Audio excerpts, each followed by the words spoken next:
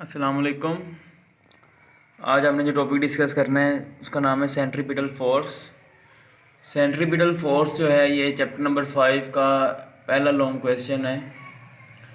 सबसे पहले तो आपने सेंट्रीपिटल फोर्स को डिफाइन करना है। सेंट्रीपिटल फोर्स एक ऐसी फोर्स है that keeps the body to move in circular path. कैसी फोर्स जो बॉडी को सर्कुलर पाथ में मूव करवाती रहती है उस फोर्स का नाम सेंट्रीपिटल फोर्स होता है। ठीक है, अब आपको ही पता होना चाहिए आपकी बॉडी सर्कल में मूव कर रही होती है ना, तो हर पॉइंट पे उसकी डायरेक्शन अलोंग टेंजेंट होती है। ठीक है, जिसने पत्थर आप धागे से बांध के घुमा रहे हो, अब जहाँ मर्जी धागे को छोड़ दो तो बॉडी उस पॉइंट पे अलोंग दी टेंजेंट मूव कर जाती है। तो सेंट्रीपिटल फोर्स जो होती है ना, ये नॉर्मल जो पाथ है रेडियस के नॉर्मल यानी अलोंग दी टेंजेंट जो पाथ है उसको बेंड कर देती है इनटू सर्कुलर पाथ। तो ये डायग्राम भी अपने डेफिनेशन के साथ बना के नीचे लिखना है कि centripetal force change normal straight path into circular path. किसके नॉर्मल? रेडियस के नॉर्मल। कि सर्कल के रेडियस के नॉर्मल जो यानी परपेंडिकुलर जो पाथ है उसको बेंड कर देती है इनटू सर्कुलर पाथ। कौन सी फोर्स? Centripetal force. तो सबसे पहले आपने डेफिनेशन इसकी बतानी है। ठीक है, अब सेंट्रीपिटल फोर्स जो होती है उसको उसकी डायरेक्शन हमेशा लॉन्ग दी रेडियस होती है towards centre. O F C stand for centripetal force. इसे डिफाइन करने के बाद फिर आपने एग्जांपल में बताना है। दो एग्जांपल है यहाँ पे मैं दे रहा हूँ, आप एक एग्जांपल भी डिस्कस कर सकते हो कि अर्थ रिवॉल्व करती है around sun due to centripetal force जो प्रोवाइड करती है फोर्स ऑफ ग्रेविटेशन। इस तरह स्टोन जो टाइड टू स्ट्रिंग, एक पत्थर जो धागे से बांधा हुआ है वो रिवॉल्व करते हैं into circle due to centripetal force जो यहाँ पे किसकी फॉर्म में होगी? In the form of tension in the string. ठीक है, तो ये आपने पहले डिफाइन करके फिर दो एग्जांपल के बाद अब हमने एक्सप्लेनेशन में सेंट्रीपिटल फोर्स का फॉर्मूला ड्राइव करना है। अब फॉर एग्जांपल ये बॉडी सर्कल में मूव कर रही है जिसका रेडियस आर है पॉइंट ए से बी तक। अब बॉडी पॉइंट ए से बी तक मूव कर रही है। ठीक है, यहाँ पे फॉर एग्जांपल हम जो लेके चल रहे हैं केस वो है कांस्टेंट स्पीड वाला, कि बॉडी जो है वो सर्कल में एट कांस्टेंट स्पीड मूव कर रही है। ठीक है, let a particle moving in circle of radius R at constant speed from point A to B. Point A पे बॉडी की वेलोसिटी जो है v1 है long the tangent point B पे v2।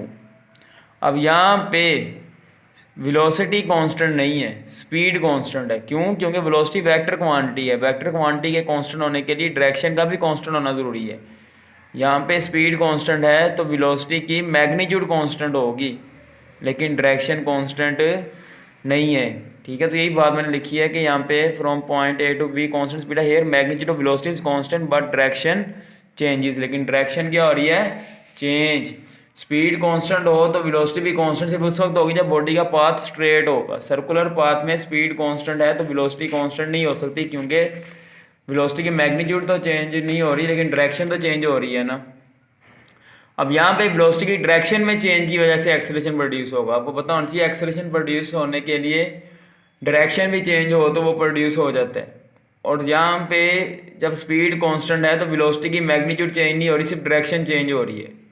सिर्फ डायरेक्शन के चेंज होने की वजह से जो एक्सेलरेशन प्रोड्यूस होता है उसे सेंट्रीपिटल एक्सेलरेशन कहते हैं। यानी यहाँ पे डेल्टा वी है वो डेल्टा टी में डेल्टा वी जो है ना वो change in direction of velocity है। जबकि बॉडी सर्कल में मूव कर रही है तो उसकी वेलोसिटी की मैग्नीट्यूड की वजह से जो एक्सेलरेशन होता है ना उसे टेंजेंशियल एक्सेलरेशन कहते हैं, जिसका फॉर्मूला मैंने लास्ट लेक्चर में बताया था, A is equal to R alpha होता है। और एंगुलर वेलोसिटी में चेंज की वजह से जो एक्सेलरेशन होता है उसे एंगुलर एक्सेलरेशन कहते हैं। सर्कुलर मोशन में तीन तरह के एक्सेलरेशन होते हैं। जब बॉडी कांस्टेंट स्पीड के साथ मूव करती है ना सर्कल में, टेंजेंशियल एक्सेलरेशन जीरो होगा क्योंकि वेलोसिटी की मैग्नीट्यूड तो चेंज हो नहीं रही। और एंगुलर एक्सेलरेशन भी जीरो होगा क्योंकि एंगुलर वेलोसिटी भी कांस्टेंट होगी उस वक्त जब स्पीड कांस्टेंट होगी। सेंट्रीपिटल एक्सेलरेशन सिर्फ होगा due to change in direction of velocity. Centripetal acceleration हमेशा होता है सर्कुलर मोशन में। टेंजेंशियल एक्सेलरेशन और एंगुलर एक्सेलरेशन इस वक्त होगा जब बॉडी की वेलोसिटी की मैग्नीट्यूड वेरिएबल होगी। ठीक है, अब यहाँ पे डेल्टा टी वो टाइम है जो बॉडी को लगेगा पॉइंट ए से बी तक मूव करने में। और पॉइंट ए से बी तक मूव करते बॉडी का डिस्टेंस एस ट्रैवल कर रही है, तो वो जो डिस्टेंस ट्रैवल हो रही है हम किसके बराबर लिखेंगे? वेलोसिटी की मैग्नीट्यूड को टाइम इंटरवल से मल्टीप्लाई कर देंगे, S equal we T form से। डेल्टा टी बराबर आ जाएगा एस ओवर वी, इसको इक्वेशन 1 में पुट किया, वी ऊपर जाके मल्टीप्लाई हो गया, ये एक्सेलरेशन का फॉर्मूला बना। अब यहाँ पे हमने डेल्टा वी जो है जो change in direction of velocity है, ठीक है, वो हमने फाइंड करनी है। ठीक है, velocity at point A and B is v1 and v2 respectively. इसके ऊपर एरो लगा देना जब आप वेलोसिटी की बात कर रहे हो। अब यहाँ पे हमने डेरिवेशन ऑफ डेल्टा वी करनी है। चेंज इन वेलोसिटी यहाँ पे जो है ना बेसिकली डायरेक्शनल चेंज है। तो डेल्टा वी की वैल्यू निकालने के लिए हमने यहाँ पे ग्राफिकल मेथड यूज़ करना है। उसके लिए हम ट्राइंगल ड्रा करेंगे पी क्यू आर। वो ट्राइंगल हमने इस तरह ड्रा करनी है कि जो V1 वेक्टर है उसकी टेल को V2 वेक्टर से मिला देना है, ये देखें आप, और एज इट इज़ मिलाना है। जिस तरह डायग्राम में देखें V1 की जो डायरेक्शन है वैसे ही इधर V1 की डायरेक्शन होनी चाहिए, और V2 की डायरेक्शन जैसे ही यहाँ पे है वैसे ही V2 की डायरेक्शन यहाँ पे होनी चाहिए। ठीक है, एज इट इज़। आप बुक पे भी देखें दोनों V1 और V2 की डायरेक्शन ट्राइंगल में चेंज नहीं होनी चाहिए।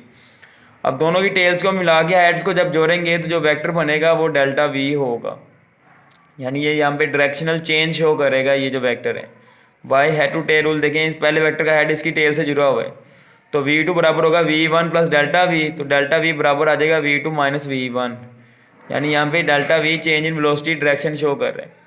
तो ये बताया हेयर साइड PQ जो है वो पैरेलल है V1 के और साइड PR पैरेलल है V2 के।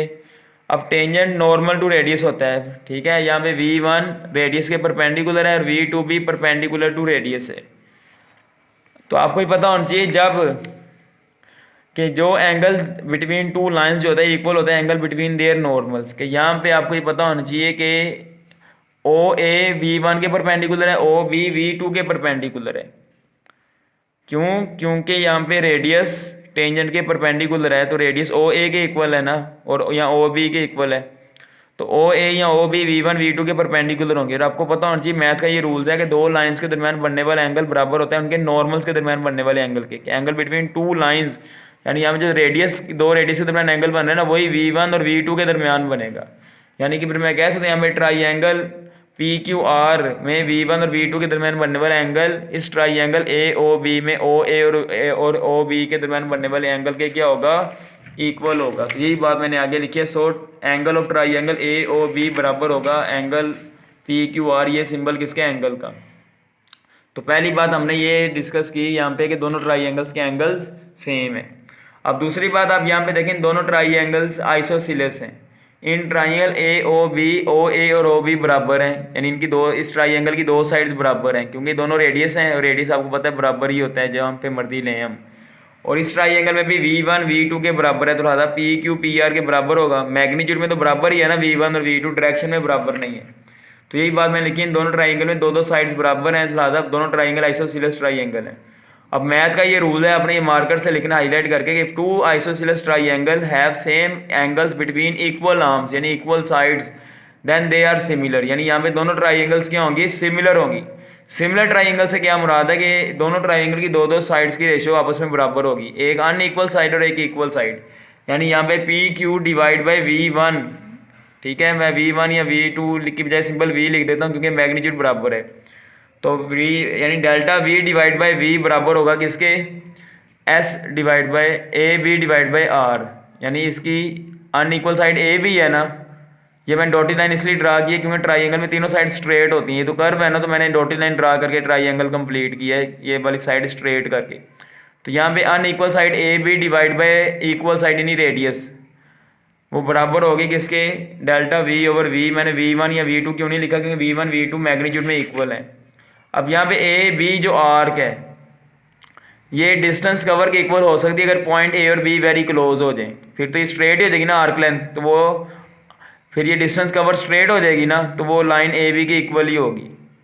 ठीक है, तो यही मैंने कहा delta T approach to 0 then AB equal to S होगा। अगर टाइम बढ़ा है ना तो पॉइंट A जब B से दूर चला जाएगा तो लाइन AB डिस्टेंस के इक्वल नहीं होगी क्योंकि डिस्टेंस तो कर्व होगी जबकि ये स्ट्रेट है। लेकिन वेरी स्मॉल डिस्टेंस अगर हम लें तो वो भी स्ट्रेट होगी और आर्क तो है ही स्ट्रेट। तो यही मैंने कहा for small time interval AB बराबर S के आ जाएगा, तो AB की जगह ऐसे लिख दिया, तो V इधर आके मल्टीप्लाई हुआ। इस डेल्टा V की वैल्यू इक्वेशन 2 में मैंने पुट की, ये वाली इक्वेशन में। तो मैं जब यहाँ पे इसे पुट कर देता हूँ तो S over R into V, S से कट गया, V स्क्वायर ओवर R, ये फॉर्मूला बन गया किसका, सेंट्रीपिटल एक्सेलरेशन का। अब ये एक्सेलरेशन जो है सेंट्रीपिटल एक्सेलरेशन कहते हैं जिसकी डायरेक्शन हमेशा किधर होती है, टुवर्ड्स द सेंटर। अब यहाँ पे आप देखें V1 OA के परपेंडिकुलर है, V2 OB के परपेंडिकुलर है, तो लिहाजा डेल्टा V जो है ना यहाँ पे वो AB के परपेंडिकुलर होगा। ये जो डेल्टा V है वो किसके परपेंडिकुलर होगा, AB के। अब एक्सेलरेशन की डायरेक्शन आपको पता होना चाहिए अलोंग डेल्टा V ही होती है। तो for very small time interval delta we जब परपेंडिकुलर बाइसेक्टर होगा ए बी के, तो वो किधर जाएगा, लॉन्गर रेडियस टुवर्ड सेंटर उसकी डायरेक्शन होगी। देखिए अगर मैं पॉइंट ए को और बी को वेरी क्लोज कर दूं फॉर स्मॉल टाइम इंटरवल, उस पर मैं नॉर्मल ड्रा करूं तो कहाँ से गुजरेगा, सेंटर से गुजरेगा। जब डेल्टा वी सेंटर से गुजरे लिहाजा एक्सेलरेशन की डायरेक्शन भी टुवर्ड्स द सेंटर ही होगी, क्योंकि एक्सेलरेशन की डायरेक्शन डेल्टा वी के पैरेलल होती है। ये वाली बात आप बता दें तो ठीक है, नहीं तो आप टुवर्ड सेंटर तक भी लिख दें तो ये भी ठीक है। फिर सेंट्रीपिटल एक्सेलरेशन को आप डिफाइन कर देना है कि ये इंस्टेंटेनियस एक्सेलरेशन है, यानी जो हर पॉइंट पे पाया जाता है of a body moving at constant speed in circle, और इसकी डायरेक्शन हमेशा किधर होती है, towards centre of the circle. ठीक है, यहाँ पे हमने कांस्टेंट स्पीड के लिहाज से बात की है, इसलिए हमने डेफिनेशन भी कांस्टेंट स्पीड के लिहाज से ही बताई है। अब आप by second of motion F is equal to M में हम लिख सकते हैं, एक ही जगह सेंट्रीपिटल एक्सेलरेशन का फॉर्मूला लिखो तो ये हमारे पास सेंट्रीपिटल फोर्स का फॉर्मूला बन गया M V square over R. मैं यहाँ पे इसे एंगुलर वेलोसिटी की फॉर्म में भी लिख सकता हूँ, वी की जगह आर ओमेगा पुट करो तो वी स्क्वायर है तो आर का भी स्क्वायर हो जाएगा और ओमेगा का भी क्या हो जाएगा, स्क्वायर। नीचे वाला आर ऊपर स्क्वायर से काट जाएगा, तो ये एंगुलर वेलोसिटी की फॉर्म में सेंट्रीपिटल फोर्स का फॉर्मूला बन गया एम आर ओमेगा स्क्वायर। ठीक है, तो ये फार्मूलाज एमसीक्यूज में भी पूछ सकते हैं। तो सबसे पहले आपने सेंट्रीपिटल फोर्स को डिफाइन करना है, फिर एग्जांपल, फिर एक्सप्लेनेशन में आपने डायग्राम ये बना के पहले एक्सेलरेशन का यहाँ तक फॉर्मूला बनाना है, फिर डेल्टा वी की वैल्यू के लिए आपने ये ट्राइंगल बनानी है और graphically delta we find out करने के बाद उसकी वैल्यू पुट करके सेंट्रीपिटल एक्सेलरेशन को फाइंड किया, फिर सेकंड लॉ ऑफ मोशन को अप्लाई करके हमने सेंट्रीपिटल फोर्स को ड्राइव कर लिया। आज के लिए यहाँ तक, अल्लाह हाफिज़।